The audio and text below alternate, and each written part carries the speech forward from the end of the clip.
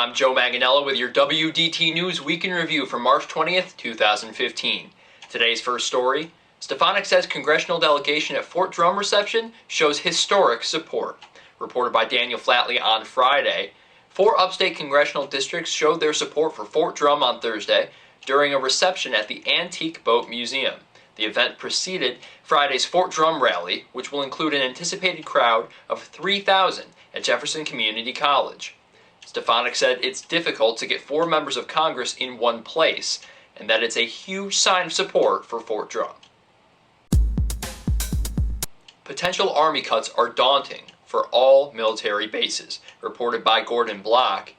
As the North Country prepares to argue against cuts at Fort Drum, the looming drawdown of troops has spurred responses at military communities nationwide.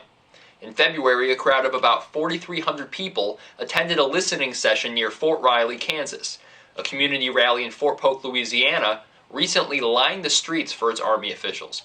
At Fort Bragg, North Carolina, a Thursday morning session led to a crowd of about 550. The depth of the service-wide cuts is unclear, primarily because of sequestration budget cuts. With a force of about 500,000 active-duty soldiers, the Army is considering a force of 450,000, or 420,000, or even less, depending on how long the budget cuts continue. Watertown Wolves fan apologizes for his role in the melee and says he was punched first. Reported by Craig Fox, fan Mark Latour doesn't exactly know how he ended up being the bad guy when a ruckus broke out between Watertown fans and a Dansbury Whalers player. The altercations resulted in a disorderly conduct charge against him and left 2 Dansbury players facing harassment charges.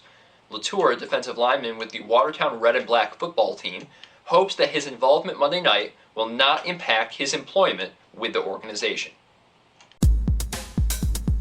Agencies prepare to recoup failed loans made to Floral Tissue.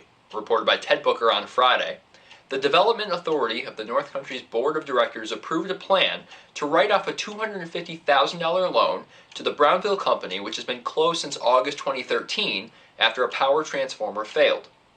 Floral also received hundreds of thousands of dollars in loans in 2012 from multiple agencies toward a $4 million project to rehabilitate the Brownville plant, loans that will soon be written off as well. And our final story for today, Syracuse reaction. Matt Gorman talks Jim Boeheim and the coach's legacy.